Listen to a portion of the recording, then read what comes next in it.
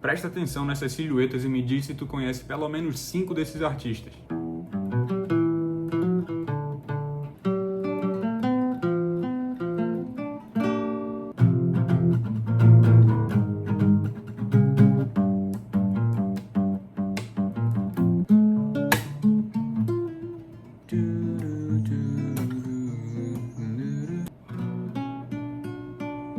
Tu conhece essas pessoas, talvez não por nome, mas por silhueta, por energia ou pela música. E mais do que isso, tu sente alguma coisa quando tu vê ou ouve elas. Agora me diz uma coisa, por que algumas músicas grudam na gente pra sempre e outras músicas, mesmo que mais ajeitadinhas, somem da nossa cabeça em 2 dias? É simples, as músicas que marcam não são as mais perfeitas, são as que mais conectam. São aquelas que falam contigo mesmo quando nem tu sabe o que tá sentindo. Esses artistas não te marcaram porque eles acertaram todos os acordes, eles te marcaram porque eles acertaram você, meu amigo. É por isso que ninguém se emociona com a música feita por IA. Ela pode até ser perfeita, mas falta alma. E quando não tem alma, não tem conexão. E se tu quer criar coisas que as pessoas não só usam, mas amam e compartilham com as outras, tu precisa agir baseado nisso. Principalmente se for em alguma coisa que envolva a arte, como a música. Mas então, como é que a gente cria isso? O primeiro ponto é que a emoção vem antes da técnica. É sobre sentimento sim, mas também é sobre escolha. Escolha de timbre, de letra, de ritmo e de intenção. E é isso que eu quero te mostrar agora, vem comigo. Tu provavelmente conhece a música Dreams, da banda Fleetwood Mac. E se eu te falar que Dreams é uma música que só tem 2 acordes? É literalmente Fá e Sol, e mesmo assim a música nunca soa repetitiva.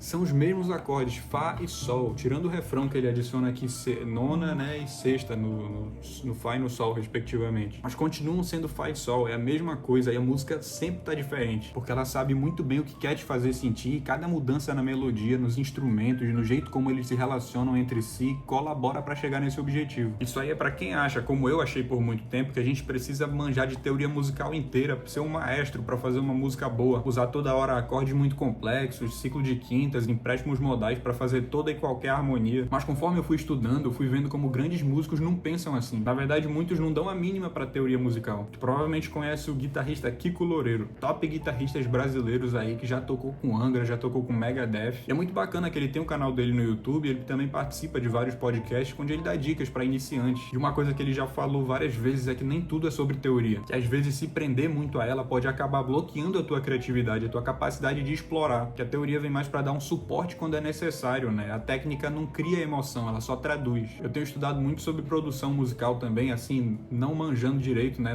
dos softwares lá, mas eu tenho acompanhado muitas entrevistas, muitos vídeos também de produtores famosos, como por exemplo o Rick Rubin, o Pharrell Williams, o Benny Blanco, e o que eu percebi que todos eles têm em comum é que eles sempre falam que eles procuram só tirar o melhor do artista, essa é a função deles, transmitir da melhor forma possível o sentimento que cada música quer te passar. O Pharrell, por exemplo, num vídeo que eu tava vendo dele recentemente, ele falou que o sentimento importa mais do que a matemática, né, entre aspas. Porque às vezes a gente quer se prender muito nos detalhes da parte técnica, mas na verdade os detalhes que a gente tem que focar são os detalhes que envolvem o sentimento da coisa. Como ele falou nesse vídeo, música é como um elevador, ela te leva para certos lugares. Então tu tem que procurar entrar em elevadores que te levam para lugares bacanas. Outra coisa que ele falou que ficou na minha cabeça é que ele falou que ele, com os artistas que ele produz, eles não vendem nada. Eles só fazem a música e as pessoas escolhem ouvir ela, as pessoas escolhem comprar os CDs. O papel deles é fazer a música, transmitir aquilo lá, é fazer a arte enquanto eles estão no estúdio. O Benny Blanco, por exemplo, umas coisas que eu aprendi com ele. Ele falou essa frase num podcast que ele foi ano passado, que ele diz que ele é mais um terapeuta dentro do estúdio do que um músico, que a função dele é pegar o artista, ver o que ele quer transmitir e criar experiências dentro do estúdio, criar contextos para que fique muito mais fácil transmitir aquela emoção desejada. Porque o mais importante é tu se conectar com o sentimento, então ele ajuda o artista a conseguir imprimir aquilo na música da forma mais natural possível. Como ele mesmo diz, música é como se fosse magia, que às vezes o jeito como funciona, como a gente cria coisas na música, é como se fosse magia. Às vezes a gente simplesmente sente e faz. E assim, quando a gente se prende muito a detalhes técnicos, foi até um exemplo que ele deu aí, pouca gente vai notar esses detalhes técnicos, essas diferenças. Ele falou que teve uma vez que ele tava querendo lançar uma música, mas ele tava muito preso assim num snare da bateria, num efeito lá específico, e ele foi mostrar a música pra mãe dele, e quando ela terminou de ouvir, ele perguntou: tu percebeu esse snare da bateria, esse efeito aí errado? Ela falou: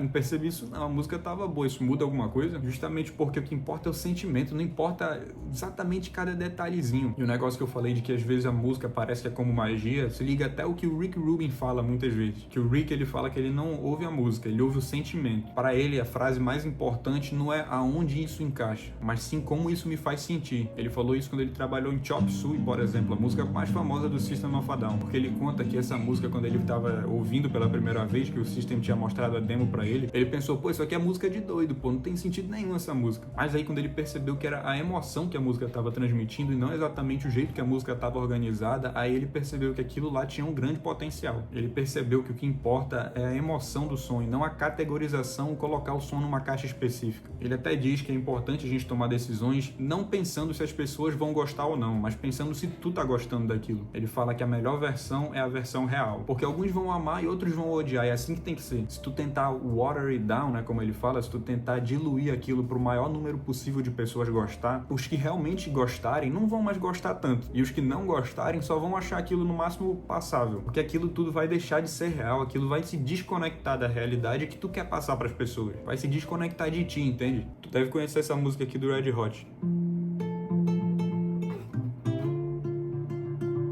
Scar Tissue é o nome dessa música, e esse álbum inteiro do Californication, ele foi produzido pelo Rick Rubin. E essa música, por exemplo, tem vários vídeos já no YouTube mostrando que, na verdade, a gravação original, ela tá desafinada. Nesse riffzinho, tem uma das notas que tá desafinada, mas ninguém percebe. Não é nem de propósito, pô. O John Frusciante, que é o guitarrista do Red Hot, no dia que eles foram gravar a música, tava meio desafinada ali a guitarra, uns hertz aí abaixo, aí a frequência, mas ele nem percebeu. Me disse isso atrapalhou de alguma forma essa música ficar mundialmente reconhecida. Por isso, essa é a pergunta-chave. O que eu quero que a pessoa sinta com essa música, com essa criação? Outro ponto é que a conexão acontece nos detalhes e nos contrastes também. Então a gente entendeu que música não é sobre ser genial, é sobre ser honesto. E tem artistas que fazem isso tão bem que conseguem te fazer dançar ouvindo uma música triste ou chorar ouvindo uma música feliz. Tu já deve ter ouvido muitas músicas onde tu pensa que ela tá falando uma coisa, mas na verdade ela tá falando o oposto. Tu já deve ter ouvido a música Velocidade da Luz, do grupo Revelação, mas tenta prestar atenção na letra dessa música, que é uma coisa que pouca gente se atenta.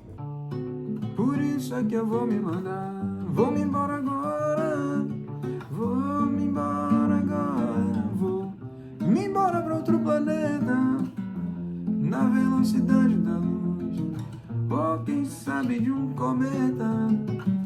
Eu vou solitário e frio, onde a morte me aqueça, talvez assim de uma vez, para sempre eu lhe esqueça. Te dei carinho, amor, em troca ganhei gratidão.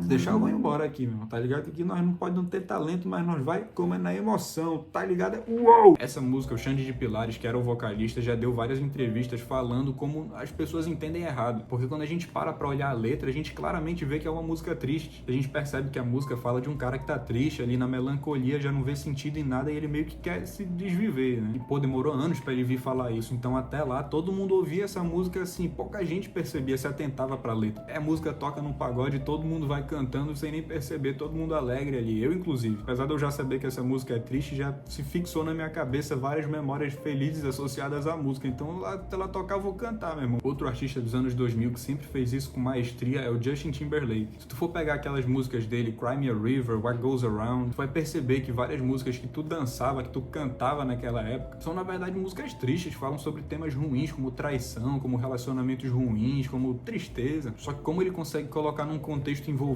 ali, a gente vai ouvindo a música e nem percebe, a gente acha que é uma música que fala sobre uma letra animada, uma coisa mais positiva. Aquela música do Outkast também. Pô, essa deve ser uma das músicas mais animadas da história. Isso que ela fala sobre tristeza, sobre separação também. Isso que como tem uma melodia, um contexto, uma harmonia animada, a gente não percebe. Hoje em dia a gente tem muito a Billie Eilish brincando, né, com esses contrastes nas músicas dela. Que ela lançou agora em 2024 o álbum Blue, com várias músicas novas, músicas diferentes, músicas no mesmo estilo dela, mas também músicas um pouco mudadas. Que ao mesmo tempo que tem aquelas músicas mais tristes, músicas um pouco mais deprimidas, também tem umas músicas que quando tu para pra ouvir, tu percebe que, pô, apesar de ter uma melodia melancólica, essa música X aqui, ela tem uma letra esperançosa, uma letra feliz, que fala sobre coisas boas. Só que se tu não prestar atenção na letra, tu não vai perceber isso, porque tu tá inserido naquele contexto. E por que isso tudo funciona? É porque o contraste chama a atenção e às vezes ele gera até uma identificação mais profunda. Tudo depende de como o artista quer transmitir a mensagem, como ele vai colocar aquilo na essência dele. É por isso que fica real. E como eu falei, a gente se conecta com o real. O tempero mesmo pra gente se conectar tá nos pequenos detalhes. A escolha de um timbre sujo, de um timbre mais rasgado, pode gerar mais identificação do que um negócio mais limpo, um negócio mais editado, entendeu? Por isso que muita gente costuma só ignorar ou fazer meio que ouvido de mercador, né? Pra alguns artistas de trap ou de alguns estilos que a gente não consegue se identificar com aquela letra. Que parece que só o que a gente percebe na música é o autotune, essas letras que a gente não consegue se identificar e uma falta de realidade, entende? Cazuza, Chorão, Bob Dylan são artistas que não são tecnicamente perfeitos, mas são emocionais. Pô, só pelas conversas, pelos papos que o Chorão passava ali no show do Charlie Brown, enquanto ele trocava ideia com o público, já te faz conectar com ele muito mais profundamente. Ele te ganha aí. Por isso que muita gente idolatrava o cara. Outro detalhe aqui que a gente pode falar agora no relação a tocar instrumentos, por exemplo. O caso do guitarrista Mark Knopfler, né? Da banda System of a Swing. Da banda Sultans of a Swing. Pô, perdão aí se a banda estiver assistindo, sou fã de vocês. O Mark é um guitarrista que ele foi meio que na contramão com uma simples decisão. Ele não usa palhetas para tocar, ele começou a usar só os dedos para fazer aqueles shreds, aqueles solos lá lendários dele, que é o oposto do que era feito e do que era recomendado para ser feito. Mas ele sempre passou muita verdade e mostrou muito talento tocando daquela forma. Por isso que ele é e sempre vai continuar sendo um dos top guitarristas da história, responsável por muitos riffs e solos lendários que vão se eternizar cada vez mais. Uma outra coisa que o ser humano tem de diferencial é saber fazer o uso do silêncio como recurso de impacto. Isso é uma coisa que não tem como ser programada, é no feeling. Durante um show, durante uma gravação, a gente vê os momentos onde o silêncio é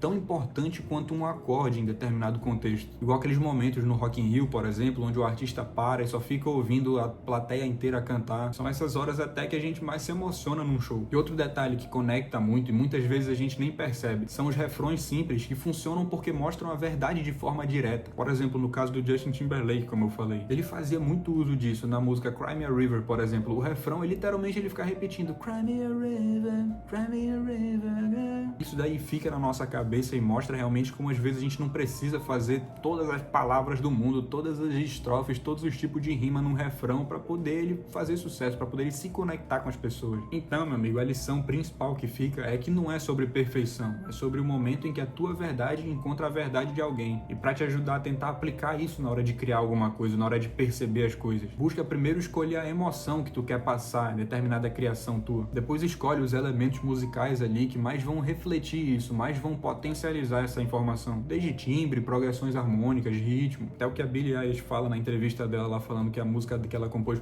pra Barbie, What I Was Made For, é uma música que ela percebeu que ela não ia ter sentido ela cantar de forma muito animada, não, ela tinha que cantar daquela forma bem lenta, bem melancólica. Então escolhe esses elementos que vão potencializar a tua informação. E aí tu grava, tu faz até parecer real, não até parecer perfeito. E depois que tu terminar, tu vai lá e mostra a tua gravação, a tua criação pra uma pessoa, e quando ela terminar, tu pergunta, o que tu sentiu ouvindo isso? A resposta dela te mostra se tu acertou ou não. Não o tempo da música, nem a afinação, nem a técnica mais avançada que tu usou, mas sim o jeito que a mensagem foi interpretada. E quando tu estiver ouvindo música, tenta perceber isso também, toda a aplicação desses conceitos. Tu vai ver que a conexão vindo antes da perfeição é o fio condutor que permeia entre todos esses artistas que te marcaram e que deixaram a marca deles na vida. No meu último vídeo eu comentei sobre essa questão de perceber a música de dentro pra fora e como isso virou o meu jogo depois de basicamente vários anos de passando estagnado no estudo de música. Então é isso, no fim das contas, não é sobre o que tu toca, é sobre o que a pessoa sente. Quando tu entende isso, tu para de correr atrás da perfeição e tu começa a correr atrás das coisas que são de verdade. Então tamo junto, grupo, muito obrigado pela tua atenção e simbora!